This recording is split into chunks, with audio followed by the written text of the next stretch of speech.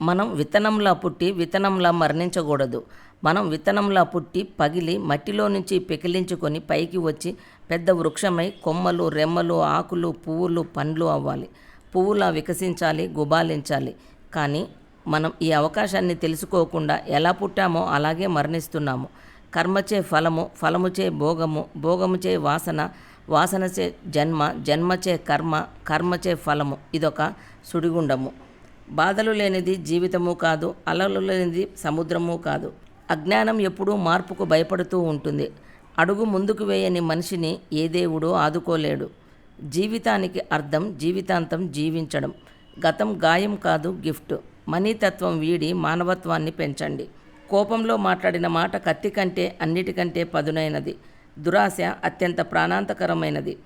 అజ్ఞానమే అత్యంత గాఢమైన అంధకారం.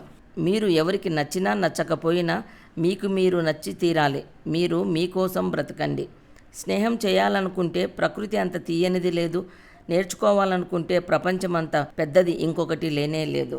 నేత నేయడం మొదలుపెట్టు, భగవంతుడే దారం అందిస్తాడు. ఒక మంచి మాట 100 మంది గురువులకు సమానం. మోసం చేసి గెలవడం కంటే న్యాయంగా ఓడటం మేలు. సోమరితనం అంటే అలసిపోకముందే విశ్రాంతి తీసుకోవడం.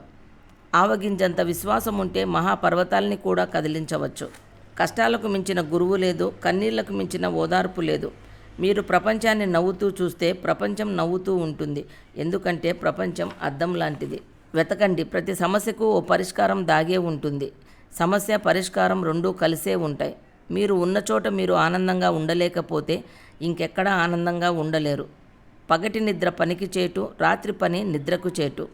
ఇష్టమైతే చేదు కూడా తీయగా ఉంటుంది. కష్టమైతే పిడికెడు దూది కూడా మోయలేనంత బరువు అవుతుంది. ఏ ఓటమిలు మిమ్మల్ని ఓడించలేదు, మహా అయితే ఏడిపించగలదు. శ్రమ నీ ఆయుధమైతే విజయం నీ బానిస అవుతుంది.